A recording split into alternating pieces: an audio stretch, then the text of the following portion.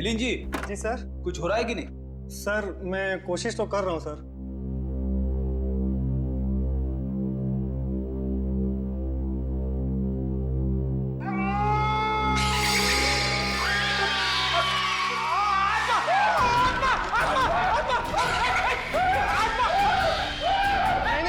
नहीं सर, आत्मा नहीं है, ये तो गलती से फेडर खुल गया था। भयानक आवाज।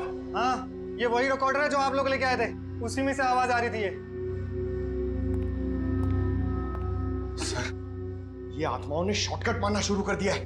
ये अपनी आवाज यूज नहीं करती हैं, इस टेप रिकॉर्डर में आवाज डाल के यूज करती हैं।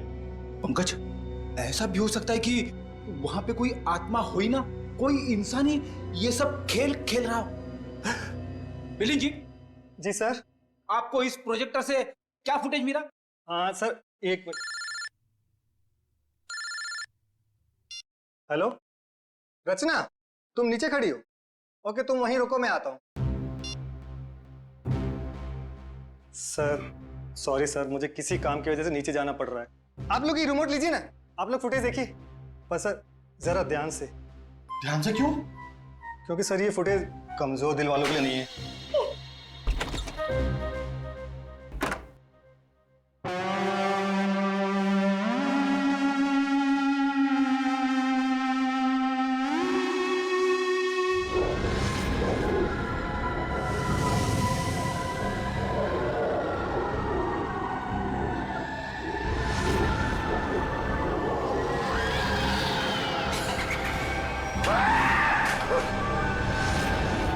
पंकज आत्मा, पंकज बंगला नंबर 13 की आत्मा यहाँ आ गई।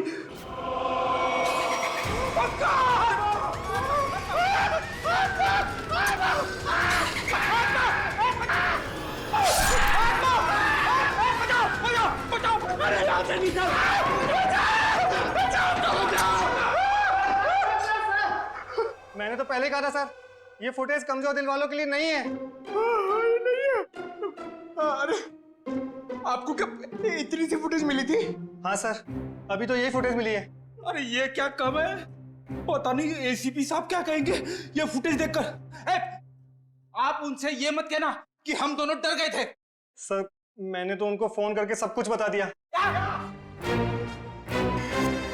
हमारा अंदाजा सही निकला।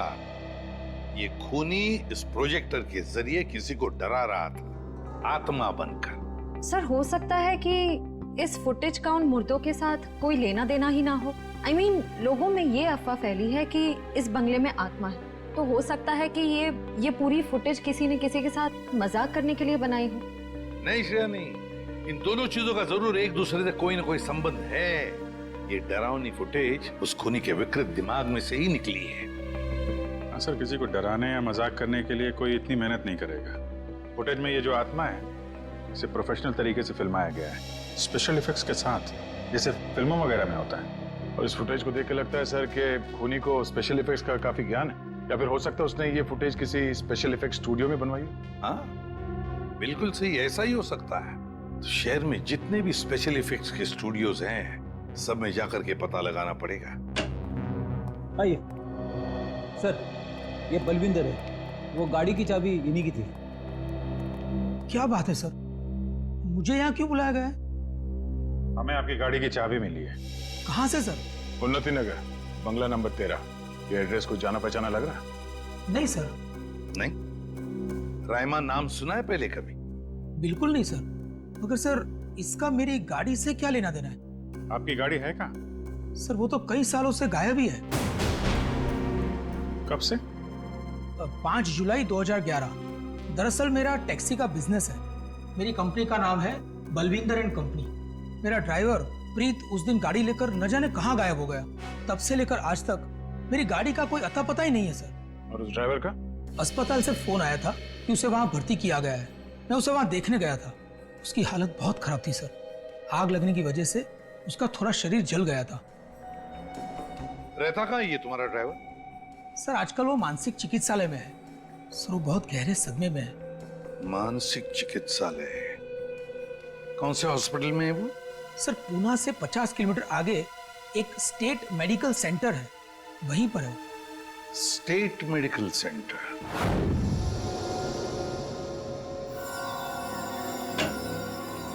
हाँ तारिका जी, कुछ बात बनी? सर चेक कर रहे हैं ना, कुछ ना कुछ तो पता चल ही जाएगा। भाई साहब, मैं दिखाई नहीं दिया आपको? दिखाई? अरे सर, आप तो सपने में भी दिखाई देते हैं। हाँ सर, आज सुबह ही सपना देख रहा था। जैसे ही मैं फॉरेंसिक लैब में आता हूँ, आप इस केस के बारे में कुछ ऐसी बातें बताते हैं कि शाम तक खूनी पकड़ा गया। विजीत, तुमने सपना देखा? जी सर। और सपने में मुझे देखा? जी सर। तुमने सपने में तारिका जी को देखा होगा। जी सर। नहीं सॉरी सर, क्या क्या कह रहे हैं सर आप भी? तो बताइए डॉक्टर साहब, इन कंकालों ने अपनी आप बीती बताई? हाँ, थोड़ी बहुत बातें पता चली है। सबसे खास बात ये है कि ये कंकाल वक्त के साथ कंकाल नहीं बने। खूनी ने इन्हें मारने के बाद तुरंत इन्हें कंकालों में बदल दिया है। मतलब खूनी ने इनकी खाल को एसिड से जला दिया है। माय गॉड, इतनी बेरहमी से मौत हुई इनकी। और ये जो कंकाल है ना, ये कंकाल एक आदमी का है। इसकी उम्र 30 से 35 साल है और इसकी लंबाई लगभग 6 फीट के आसपास। और ये जो हाथ पे उंगलियों में आपने निशान लगा रखा है, ये क्या है? हाँ, दरअसल इसकी उंगलियों में, इसकी कलाई पे मुझे बहुत कुछ टूट फूट दिखाई दी। मतलब ये आदमी अपने हाथों का बहुत ज्यादा इस्तेमाल करता हो। शायद ये किसी ऐसे प्रोफेशन में होगा जहाँ हाथों का काफी इस्तेमाल होता है, या तो कोई मजदूर या फिर कोई आर्टिस्ट। और ये दूसरा कंकाल लड़की का, उसे क्या पता चला? दया, इस लड़की की उम्र लगभग 30 साल। इसकी लंबाई 5 फीट 4-5 इंच है, बस इससे ज्यादा कुछ पता नहीं चल पाया। और ये जो ड्रेस पे खून लगा है, इसका क्या? टेस्ट करने से पता चला कि ये खून नहीं, लमाइन रेड नाम का केमिकल है, जिसका इस्तेमाल ज्यादातर फिल्म्स, टीवी सीरियल्स और नाटकों में किया जाता है, नकली खून दिखाने के लिए। तो इसका मतलब किसी ने पूरी तैयारी कर रखी थी, ये बंगला नंबर 13 में किसी को डराने की। पकड़ा जाएगा, वो खूनी भी और वो डराने वाला भी, अगर दोनों अलग अलग है तो। डॉक्टर साहब, कितना टाइम लगेगा ये पता करने के लिए कि कंकाल कितना पुराना है? थोड़ा वक्त लगेगा दया, तुम तो जानते हो कार्बन डेटिंग में थोड़ा वक्त लगता है।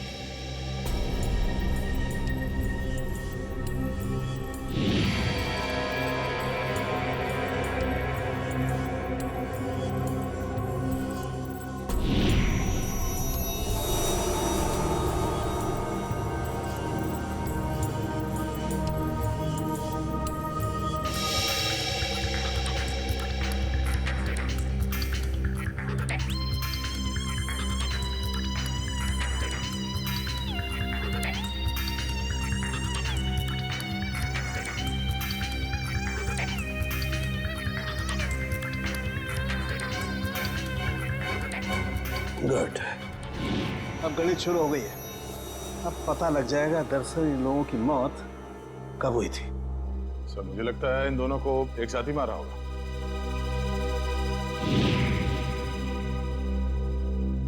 36 से 38 महीने पहले। मतलब 3 साल पहले 2011 में मौत हुई इनकी। और उस बलविंदर की कार भी जुलाई 2011 को गायब हुई थी, बंगला नंबर 13 से। सर अब तक तो खूनी शहर छोड़ के भागा होगा, उसे ढूंढेंगे कैसे? भागने दो, कहां तक भागेगा? सीआईडी से नहीं बच सकता। Excuse me. जी, सीआईडी से। हेलो सर, मैं आप ही लोगों का इंतजार कर रहा था। अच्छा, जो फुटेज हमने भेजी थी उसके बारे में कुछ पता चला? हाँ सर, उसको चेक किया मैंने, और उसके सारे स्पेशल इफेक्ट्स हमारे स्टूडियो में ही हुए थे, लगभग 3 साल पहले। गुड। उस फिल्म का नाम क्या था? सर, फिल्म का नाम था आत्मा की चीख। हाँ, और सर वो फिल्म पूरी नहीं हो पाई थी। अधूरी फिल्म की फुटेज। सर वो फिल्म तो अधूरी थी ही, साथ में हमें हमारा पूरा पैसा भी नहीं मिला। कौन से बैनर की फिल्म थी ये? प्रोडक्शन हाउस का नाम क्या था? सर वो नए लोग थे, और उस प्रोडक्शन हाउस का नाम था, 1 मिनट, हाँ सर, उसका नाम था मैजिक मीडिया वर्क्स।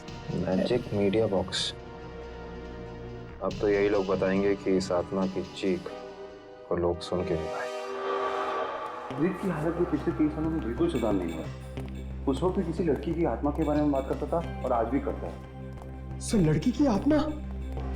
अच्छा, पिछले 3 साल में जितने भी लोग प्रीत से मिलने आए थे, उनकी लिस्ट चाहिए हमें। हाँ, हैरानी की बात यही है सर, पिछले 3 सालों में इससे कोई भी मिलने नहीं आया, सिवाय मिस्टर बलविंदर के, जो इनके इलाज का खर्चा उठा रहे हैं। बलविंदर? जी सर। ओके।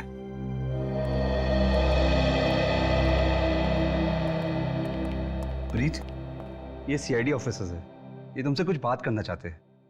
सीआईडी? ये सीआईडी क्या होता है? सीआईडी का मतलब है दोस्त। और प्रीत, दोस्त किसे कहते हैं? जो अपना सुख दुख दूसरे दोस्त के साथ बांटता है ना? और हम सब तुम्हारे दोस्त हैं, तो अब तुम हमसे तुम्हारे सुख दुख बांटोगे ना? ठीक है दोस्त। देखो प्रीत, अब मैं तुमसे कुछ कहूंगा, कुछ पूछूंगा, इन सब चीजों का बड़े शांत दिमाग से मुझे जवाब देना। याद करो, जुलाई महीना 2011, तुम उस रात बंगला नंबर 13 में गए थे 2 लोगों को लेकर। हाँ, 2011, बंगला नंबर 13। बंगला नंबर 13, क्या हुआ था वहां पर? तुम लोग मेरे दोस्त नहीं हो, तुम लोग मेरे दोस्त नहीं हो। राइमा ने भेजा है ना तुम लोग को मुझे मारने के लिए। राइमा ने भेजा है ना? नहीं, राइमा ने नहीं भेजा है। हम लोग दोस्त हैं तुम्हारे। हाँ, पक्का? बिल्कुल पक्का, राइमा ने नहीं भेजा है हमें। अब बताओ, क्या हुआ था उस रात उस बंगले में? है? बंगला नंबर 13। एक आदमी और औरत ने पैसे दिए थे मुझे उन्हें वहां ले जाने के लिए। ये क्या? राइमा चीख रही है, राइमा चीख रही है, मुझे मार देगी, मुझसे बदला लेना चाहती है। राइमा तुम्हारे पीछे है। ये बात करने की स्थिति में नहीं है अभी। आई एम सॉरी डॉक्टर साहब, 2 मिनट और। सॉरी, मैं आपके केस के लिए मैं अपने पेशेंट की जान खतरे में नहीं डाल सकता। Please cooperate. ठीक है, मुझे मार देगी, मुझसे बदला लेना चाहती है। अभिजीत, एक बात तो पक्की है कि उस रात प्रीत बंगला नंबर 13 में एक आदमी और एक औरत को लेकर गया था, और हमें जो कंकाल मिले वो शायद उसी आदमी और उस औरत के हो। हाँ सर, ये आत्मा वाला ड्रामा करके उनको डराया, मार डाला, फिर सर अलग कर दिया ताकि पहचान ना हो सके। सर, ये प्रीत बार बार राइमा आ रही है ऐसा क्यों बोल रहा? कहीं राइमा जिंदा तो नहीं? इस बात का तो पता लगाना ही पड़ेगा कि प्रीत की बातों में कितनी सच्चाई है और कितना भ्रम। लेकिन एक बात तो पक्की है, इस राइमा का इस केस के साथ कोई ना कोई संबंध जरूर है। इस राइमा की कुंडली निकालो। राइमा,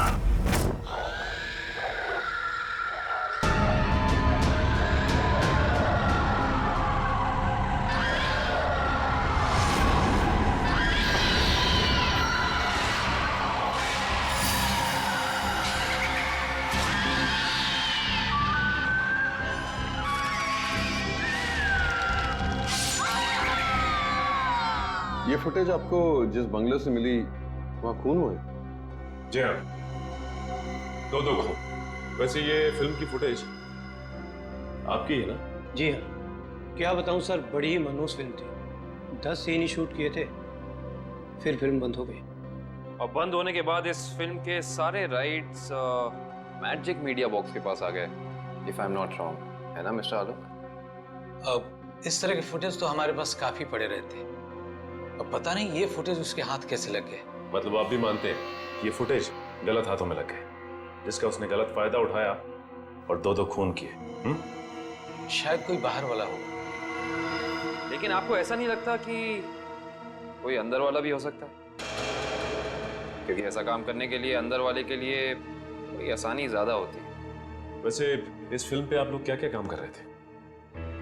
सुनील राइटर था, आलोक डायरेक्टर और मृणाल कॉस्ट्यूम डिजाइनर। और आप प्रोड्यूसर, राइट? जी। आप में से कोई राइमा को जानता है? राइमा हमारे फिल्म की हीरोइन थी। सर, आप कैसे जानते हैं राइमा के बारे में? आप एक काम कीजिए मिस्टर आलोक, आप अपनी फिल्म की हीरोइन राइमा को यहाँ बुला लीजिए। वो एक्चुअली कई साल पहले राइमा एक हादसे में आग में जलकर मर गई। मर गई? अच्छा, राइमा की कोई तस्वीर या फोटो?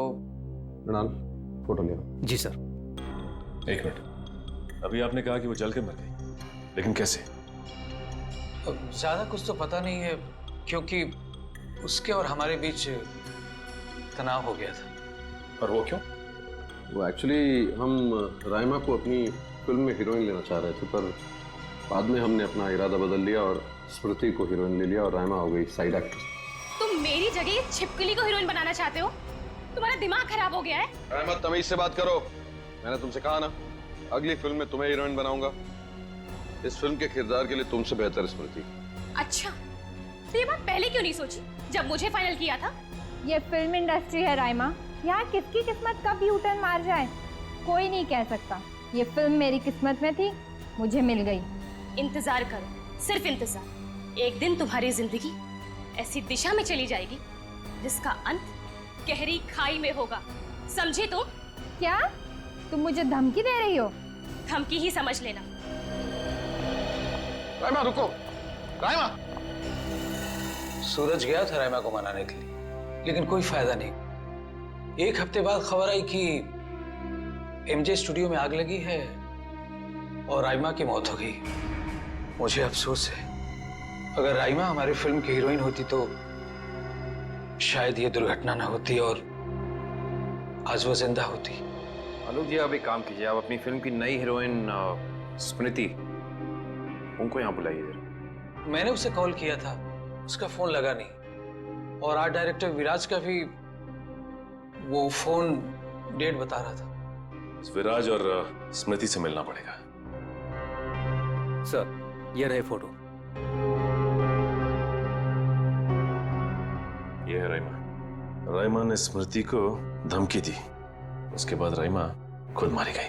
तो फिर ये खून कर कौन रहा है? इसका जवाब तो अब विराज और स्मृति से मिलकर ही पता चलेगा।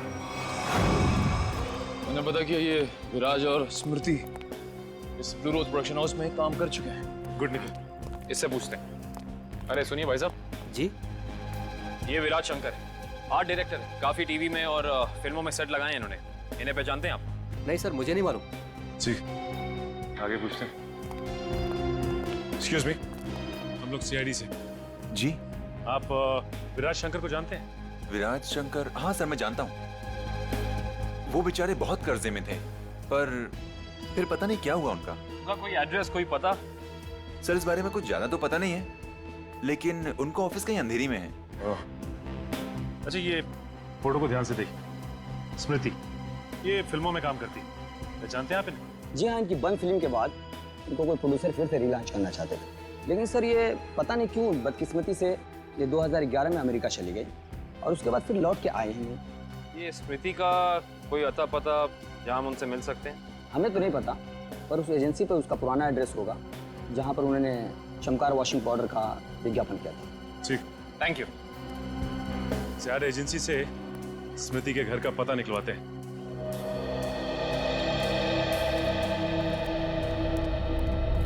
पुलिस की रिपोर्ट के हिसाब से राइमा इसी एमजे स्टूडियो में जलकर मरी है। पता नहीं काबिल, लेकिन ये बात इतनी सीधी है नहीं जितनी की लग रही है। जैसा कि फाइल में लिखा हुआ है कि स्टूडियो में आग लगी रात के 2 बजे। ये राइमा स्टूडियो में 2 बजे करने क्या आई होती, जबकि यहाँ शूटिंग भी नहीं चल रही थी। सही कह रहे हो सच, लेकिन एक बात है जो मेरे दिमाग से निकल नहीं रही है, वो ये कि यहाँ रात 2 बजे आग लगी तो सुबह 5 बजे तक किसी को पता क्यों नहीं चला? और रिपोर्ट के हिसाब से यहाँ आग 5 बजे लगी। जिन पुलिस वालों ने इस केस की तहकीकात की थी उन्होंने जरूर कुछ गड़बड़ की है, तभी तो केस के 2 महीने के बाद उनका ट्रांसफर यानी कि तबादला हो गया था। हो सकता है निखिल, लेकिन उससे ज्यादा अहम बात यह है कि रिपोर्ट के हिसाब से यहाँ राइमा की एक हड्डी तक नहीं मिली। मतलब आग इतनी भयंकर थी। स्टूडियो को देख के ऐसा लगता नहीं है कि आग इतनी भयानक होगी कि चलने वाले का नामो निशान राख हो जाएगा। उससे भी अहम बात यह है कि ये स्टूडियो इस्तेमाल में नहीं था, यहाँ पे कोई शूटिंग नहीं चल रही थी। फिर राइमा यहाँ पे आई क्यों? इसका पता तो तभी चलेगा जब हम इस स्टूडियो को अच्छी तरह से छान मारेंगे। देखते हैं क्या मिलता है।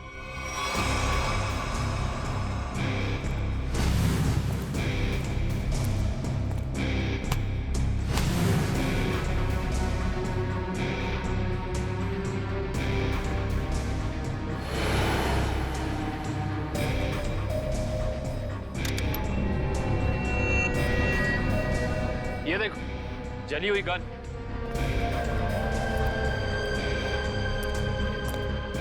हाँ, ये तो पूरी पिघल चुकी है। पुलिस वालों ने लगता है अपना काम ठीक से किया नहीं, देखा नहीं इसे पहले। ये भी हो सकता है कि राइमा ये गन किसी को मारने के मकसद से लाई हो। या फिर हो सकता है कि कोई राइमा को मारने के लिए लाया हो। ये भी पॉसिबिलिटी है। जरूर कुछ है यहाँ, देखते हैं और क्या मिलता है।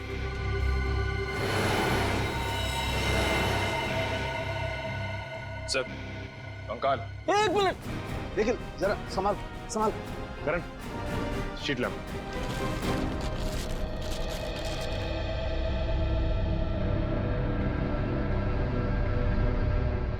एक बार कंकाल, वो भी पूरी तरह से जला हुआ।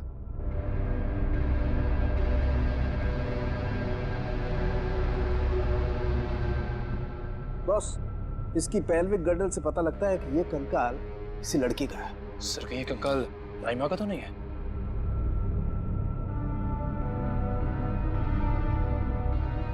और इसकी लंबाई 5 फीट 6 इंच है। और राइमा की लंबाई 5 फुट 3 इंच। इससे साफ पता चलता है कि ये कंकाल राइमा का नहीं बल्कि किसी और का है। केस सुलझने की बजाय और उलझता चला जा रहा है। एक बात और, हम लोगों को यहाँ जली हुई गन जरूर मिली है, लेकिन इस लड़की की मौत गोली लगने की वजह से नहीं, इस लड़की की मौत जलने की वजह से ही हुई। देखो, ढूंढो और कुछ मिलता है क्या।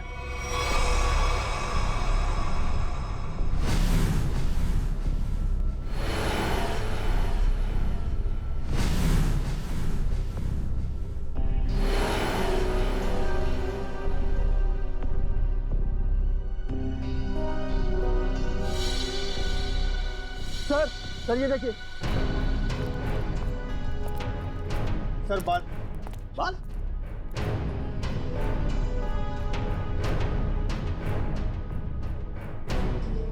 ओह सर, ये तो किसी लड़की का बाल लगता है। या तो मरने वाली का या फिर राइमा का। ये किसका बाल है, ये तो डीएनए के बाद ही पता चला। सर ये अरुण है, विराज जी के वर्कशॉप के इंचार्ज। जी, आपको कुछ बनवाना था? जी हाँ, हथकड़ी बनवानी है। हथकड़ी? मैं कुछ समझा नहीं। हाँ, अपनी बनाई हुई हथकड़ी खुद अपने हाथों में पहनेंगे तो थोड़ा दुख कम होगा। अब समझ में आया, इतने सालों के बाद ख्याल आया आपको कर्ज के रुपयों का। कर्ज के रुपए? हाँ, इसीलिए तो आप उन्हें ढूंढ रहे हैं, क्योंकि वो लोगों से लिया हुआ कर्ज वापस नहीं कर पाए। नहीं मैडम, हमारा यहाँ आने का मकसद कुछ और है। विराज को बुलाई, कहाँ है वो? ये तो कोई भी नहीं जानता। कर्जदारों से परेशान होकर आज से 3 साल पहले जुलाई 2011 में ना जाने कहाँ गायब हो गए। जुलाई 2011? सर 5 जुलाई 2011। सर मुझे लगता है कि इस विराज के भागने की वजह कर्जा नहीं कुछ और है, जिसका कुछ ना कुछ संबंध उन कंकालों के साथ जरूर है। मुझे तो लगता है उनमें से एक कंकाल विराज का है। याद है सारुण के साहब ने कहा था, आदमी वाला कंकाल किसी मजदूर या आर्टिस्ट का है जिसने जिंदगी भर अपने हाथों से बहुत काम लिया है। और हो सकता है सर शायद वो दूसरा कंकाल स्मृति का हो। ये विराज के परिवार वाले कहाँ रहते हैं? सर जहाँ तक मुझे पता है उनके परिवार में कोई और है ही नहीं। विराज अकेले ही थे? जी सर। चीज मिल जाती डीएनए सैंपल के लिए तो कंकाल वाला राज खुल जाता। ये सारी पेंटिंग उन्हीं की है ना? जी सर। देखो जरा।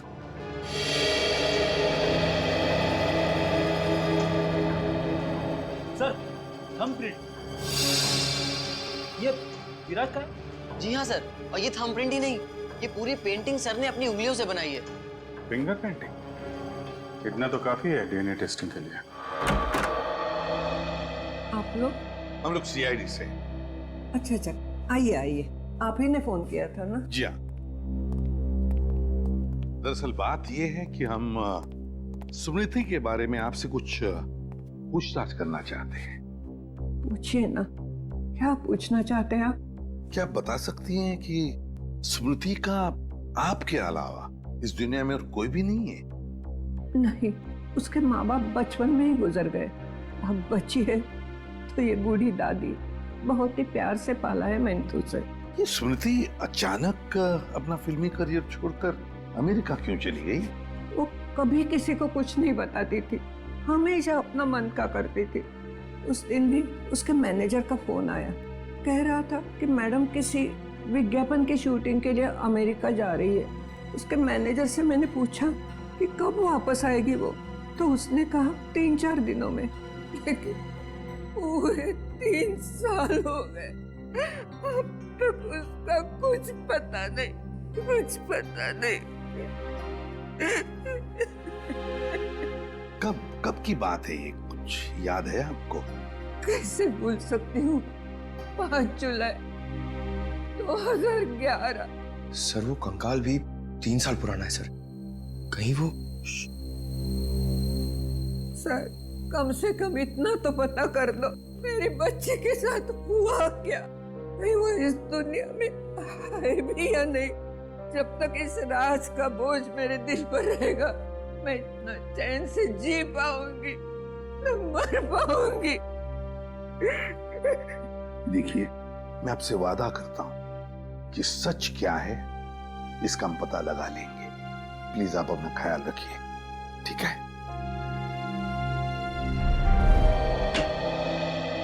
हाँ डॉक्टर साहब, डीएनए की रिपोर्ट आ गई क्या?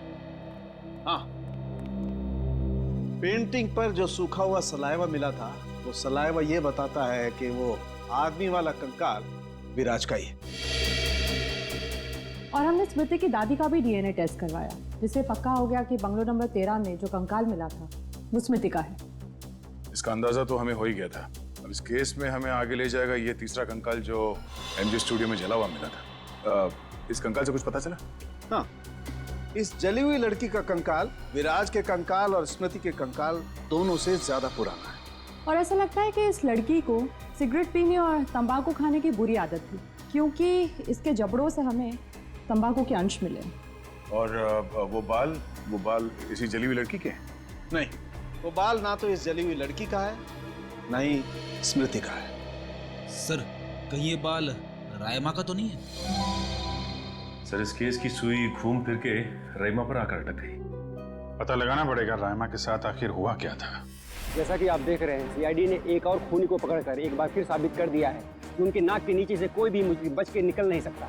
इस बार पकड़ी गई है बंगलो नंबर 13 में हुए खून की हत्यारी रायमा। एक मिनट प्लीज। सर क्या ये बात सच है कि आप एक बाल के जरिए रायमा तक पहुंच गए? देखिए इस वक्त हम आपके सवालों का जवाब नहीं दे सकते। जल्दी जब हम प्रेस कॉन्फ्रेंस लेंगे तब आपको सब बता देंगे। ओके ठीक है, चलिए हटिए, अब जाने दीजिए। चलो हटिए। रायमा जी, आपने उन मासूम लोगों को क्यों मारा? क्या वजह थी इसके पीछे? रायमा जी, रायमा जी, प्लीज पीछे हटिए, प्लीज। रायमा जी,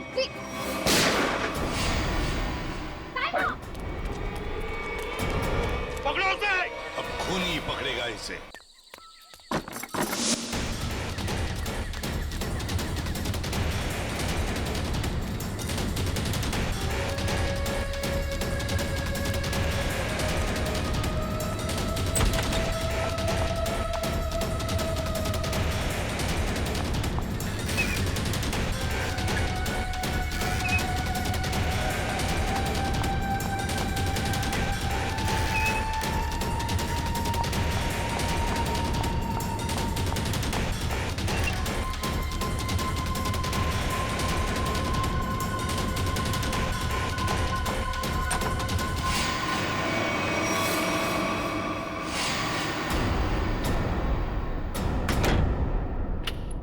बस बहुत हो गया, अब कुछ नहीं हो सकता। बाहर आ जाओ। ये कहानी इसी घर से शुरू हुई थी और खत्म भी इसी घर में होगी, आज ही।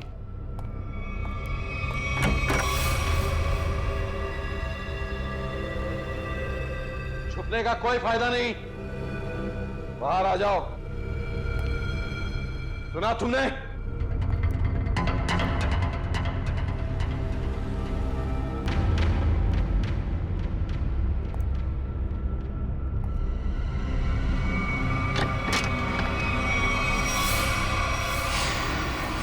बहुत हो गया नकली रायमा बनने का नाटक।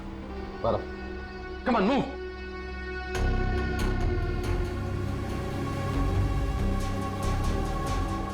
कौन हो तुम?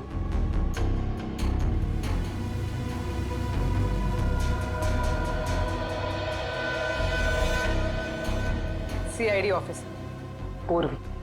सीआईडी?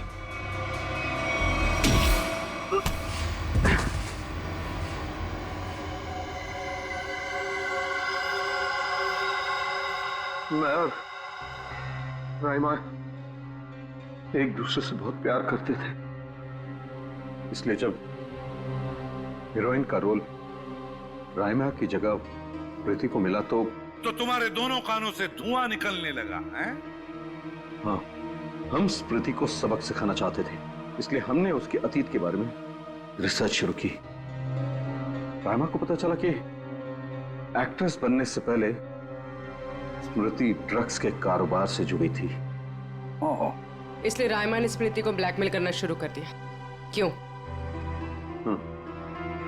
स्मृति को लगा कि उसका करियर खत्म होने वाला है, उसके रीलॉन्चिंग के सपने पर पानी फिर जाएगा, इसलिए उसने और उसके बॉयफ्रेंड विराज ने एक किलर को रायमा की सुपारी दी। यह तो अच्छा हुआ कि उस किलर की गोली से रायमा नहीं मरी, बल्कि वो अपराधी खुद उस आग में जलकर मर गई।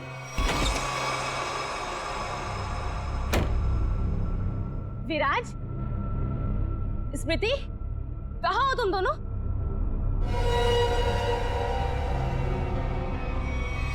कौन हो तुम? जिया। जिया? कौन जिया? और ये दरवाजा क्यों बंद कर दिया? ताकि तुम्हें अकेले में तोहफा दे सके। हाँ? स्मृति और विराज को ब्लैकमेल करने का तोहफा। हाँ? और क्या कर रही हो तुम? सुना है आग से जलकर मरने में बहुत दर्द होता है। आग? छोड़ो मुझे, प्लीज, गोली मत चलाना। मौत से बचकर कहाँ भाग रही हो? मौत से तो आज तक कोई नहीं बच पाया। छोड़ दो मुझे, प्लीज छोड़ दो मुझे, गोली मत चलाना, प्लीज छोड़ दो मुझे, छोड़ दो मुझे। कोई आखिरी ख्वाहिश?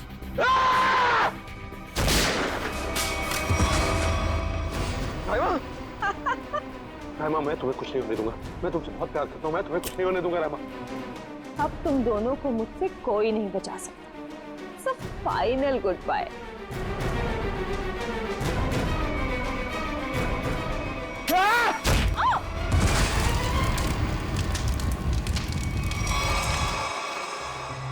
और रहीमा, उसका क्या हुआ? जिंदा लाश बन गई वो। तब मैंने ठान लिया, अब मेरी जिंदगी का सिर्फ एक ही मकसद होगा, स्मृति और विराज की बर्बादी। मैंने उन्हें यकीन दिला दिया कि रायमा जिंदा है, इसलिए वो लोग यहां आए, उस ड्राइवर को लेके जिसने एमजे स्टूडियो में आग लगाई थी। और फिर तुमने उन्हें डराना शुरू कर दिया, उनके दिमाग में यह भ्रम पैदा कर दिया कि यहाँ पर रायमा की आत्मा अभी भी है, जो उनसे बदला लेना चाहती है। हाँ, और फिर उन्हें मार डाला और उनका सिर काट के अपने साथ ले गए, ताकि अगर कभी उनकी लाश मिलती भी है तो उन्हें कोई पहचान ना सके।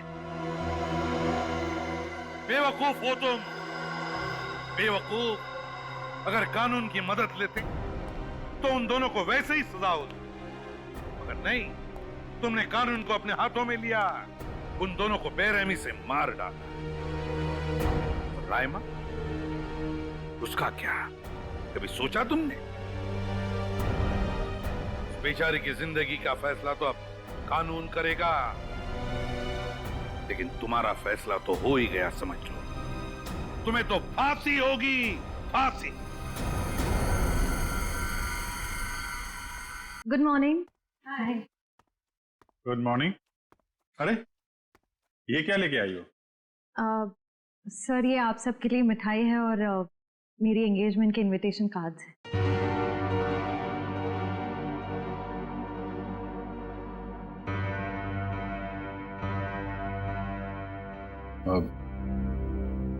तारीख पक्की होगी? जी सर, 28 सितंबर। अच्छा, दो हफ्ते बाद ही है। काफी तैयारी करनी होगी आपको तो। सर, ज्यादा कुछ तैयारियां करनी नहीं, सिद्धार्थ को भी मेरी तरह एक छोटा सा ही फंक्शन चाहिए था। ये तो बहुत अच्छी बात है। Congratulation Shreya. Thank you sir. चलो मुंह मीठा कराओ। हाँ श्योर।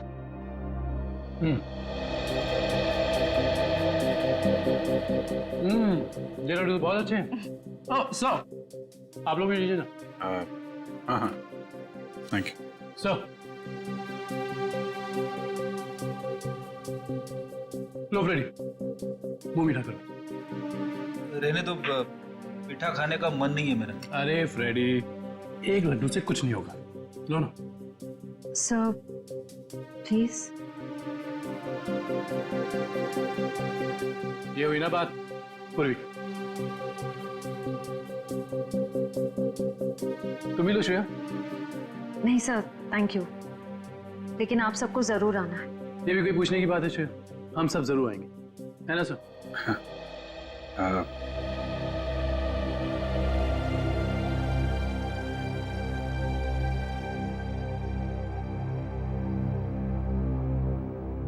सर, आप आएंगे ना?